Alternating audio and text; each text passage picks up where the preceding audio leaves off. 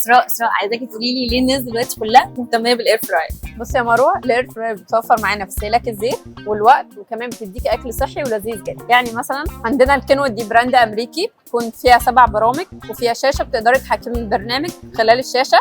كمان السعه اللتريه بتاعتها بتكون 3 لتر و8 من 10. جميل جدا. وايه كمان؟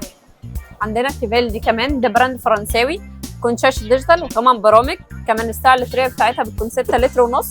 كمان فيها جريل. طب انا كنت عايزه اعمل اكلتين في نفس الوقت. بس كده. عندنا البيكو دي براند تركي، تكون برضو 8 برامج بس فيها درجين، كل درج فيهم تقدري تتحكمي في درجه حرارته والبرنامج اللي عندك. بصي حلوه جدا، بس انا عايزه ساعه لتريه كبيره وسعر يناسبني كويس. عندنا الميديا دي بتكون 9 برامج شاشه، بيكون 9 لتر. كمان فيها انستا فيو، ده من خلاله بنشوف الاكل استوى ولا لسه.